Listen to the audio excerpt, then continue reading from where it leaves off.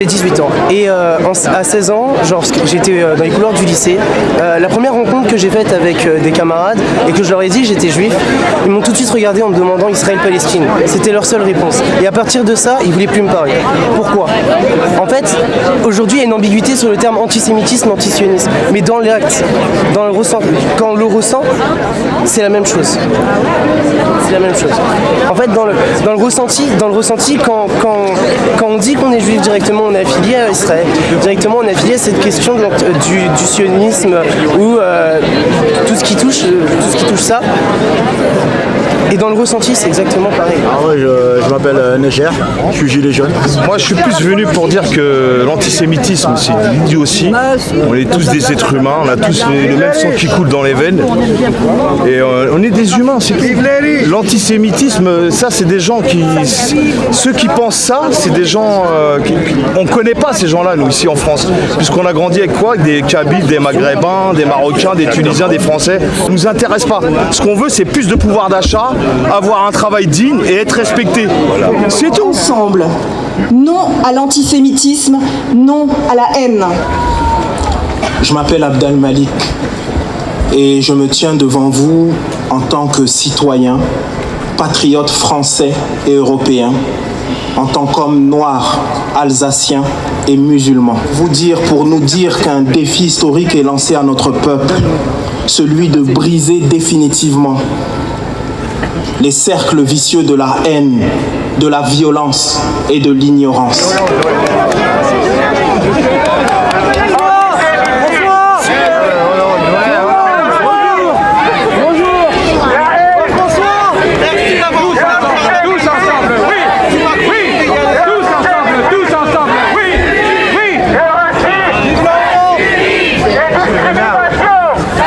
Je vais lire un poème de Benjamin Fontaine. Un jour viendra, sans doute, quand le poème lu se trouvera devant vos yeux. Il ne demande rien. Oubliez-le, oubliez-le. Ce n'est qu'un cri qu'on ne peut pas mettre dans un poème parfait. L'antisémitisme est une réalité, ça ne date pas d'aujourd'hui, c'est pas qu'en France, c'est en Europe, c'est partout dans le monde. Et malheureusement, on se sert du mouvement des Gilets jaunes pour s'infiltrer, l'instrumentaliser, faire passer des messages politiques. C'est juste ça.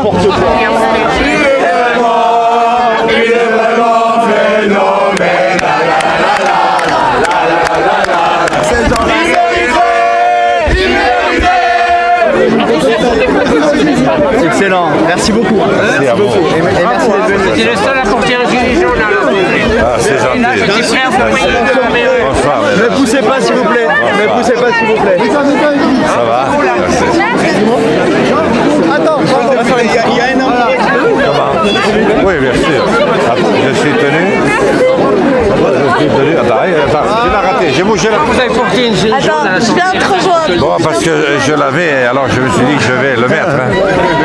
De défendre quand même. Défendre les gilets jaunes. Oui, pour le défendre, oui, bien sûr, oui. Et puis pour montrer qu'on était le même pays. Le même pays. On était prêts à vous inviter pour payer l'amour.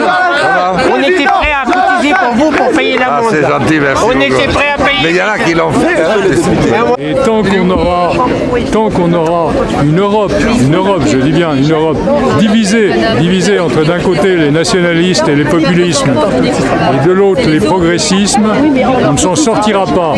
Il faut que tout le monde se parle. Pour moi, c'est une lutte antiraciste qui est biaisée. L'antiracisme, c'est quelque chose qui doit être universaliste. Et là, justement, c'est là où est le cœur du problème. L'antisémitisme, c'est reprocher aux juifs d'avoir plus. Même commémorer est vu comme un privilège. Et c'est là qui est grave. C'est là que s'instaure une concurrence victimaire malsaine. Et c'est eux s'inscrivent, ce genre de partis, s'inscrivent dans ce genre de dynamique. Là, toutes les mobilisations, les institutions, les organisations comme la Fidèle et comme d'autres institutions doivent se mobiliser pour instaurer un rapport qui soit horizontal, un dialogue qui ne soit pas moralisateur et qui puisse justement déconstruire les préjugés. Vous ne regrettez pas donc d'avoir Ah, pas du tout. Ah, pas du tout. Parce que ça, tu vois, c'est des éléments qui divisent. Les gilets jaunes, ils ont parlé au niveau de tout le monde. Après, ils ont été... c'est des casseurs qui ont été cassés, tout ça. Il ne faut pas se laisser casser. Il faut se laisser casser par personne. Et ça, il y a un état ensemble. De l'autre côté un peu. Il n'y a pas de côté. Avant, il y avait des côtés. Mais maintenant, tout le monde a fait les mêmes choix. On a tous choisi le pognon, malheureusement. Tous les deux? Oui, parce que quand vous dites que le ressenti est le même, oui. Dans l'idée première, le sionisme c'est quoi? C'est la volonté de créer un État pour les Juifs. Donc ça, si aujourd'hui, c'est politique, je sais pas. Être juif, c'est pas être sioniste non plus. Moi je suis juive, mais je ne suis pas sioniste. Moi je ne me prononce pas, j'ai 18 ans, je peux pas. Je ne peux pas comprendre. Vous faites une différence. On va vous traiter en tant que jeune. Qu'est-ce que vous ressentez? C'est juste dans le ressenti. Oui, voilà, c'est ça. C'est vraiment qu'on est tout de suite mis dans la même catégorie.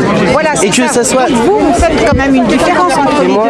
Moi, je peux dire sioniste dans l'acte premier du terme, c'est-à-dire dans la définition première. Il faut un État pour les Juifs. Oui. Peu importe où c'est, je m'en fiche. Oui.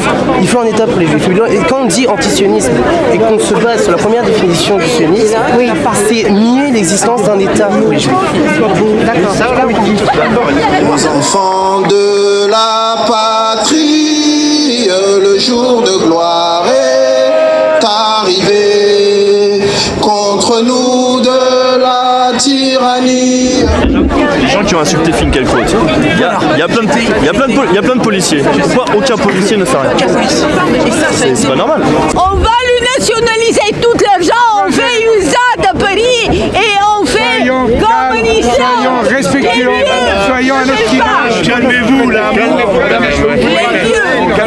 vieux. Non, je n'accepte pas ces vieux. Vieux. Madame, il faut lui serrer la main. On peut pas serrer la main. Le message, c'est quoi? C'est les taxes, un peu plus de pouvoir d'achat, que nos retraités soient mieux traités, que nos handicapés aussi soient mieux traités. Jamais. Là-bas, dans les plaines allemandes, s'étendent désormais des espaces dénudés sur lesquels règne le silence. C'est le poids effrayant du vide que l'oubli n'a pas le droit de combler et que la mémoire des vivants habitera toujours. Simone Veil. Il y a tout l'attirage juridique pour interdire l'antisémitisme, l'antijudaïsme ou quoi que ce soit. Ils n'ont rien fait. Ils jouent à des politiques dangereux. Au nom de la démocratie, on a laissé partir des partis fascistes comme le Front National s'appelle Rassemblement National. Et vous saviez bien, le fascisme, ça tue. Ça tue le fascisme. Moi, je sais, je lutte. Je pense qu'on sait ici. Mais non, moi, eux. Oui, d'accord, mais du coup, énervez-vous sur eux, pas sur... Je leur ai dit, moi, j'ai dit habité. Moi, je le préviens qu'ils prennent leur responsabilité. Qui prend leur responsabilité? Ces gens-là, c'est gogo. Ça me fait rigoler, moi, ces gens-là. Parce qu'il s'est passé l'événement, on a tué des gens. C'est maintenant qu'ils réagissent. Pourquoi ils n'ont pas agi avant? Parce qu'ils instrumentalisent. Voilà, qu'ils en reparlent. Et quand en politique, on joue à des jeux dangereux pour alimenter la haine, la démagogie, pour monter. Quand on dit que les gilets jaunes sont antisémites, oui, il y a des antisémites. Mais et il y a une culture du secret et de la peur, en fait, chez les juifs, hein, que moi, je sens, c'est un truc, on peut parler à n'importe quel juif, j'ai l'impression qu'il y a ce truc commun de, on n'en parle pas, enfin, il y a vraiment un truc de honte, en fait, alors qu'il n'y a pas de raison d'avoir ça. La judiciarisation. Non,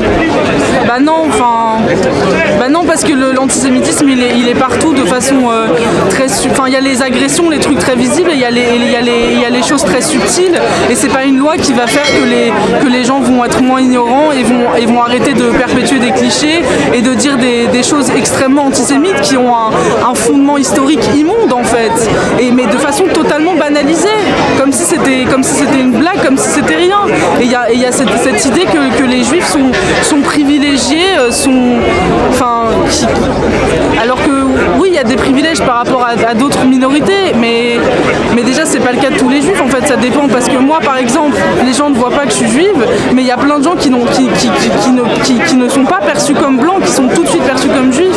Il y a des échelles, il y a des milliards de clichés, il y a des milliards de choses. Enfin, moi j'entends des horreurs depuis la primaire, en fait.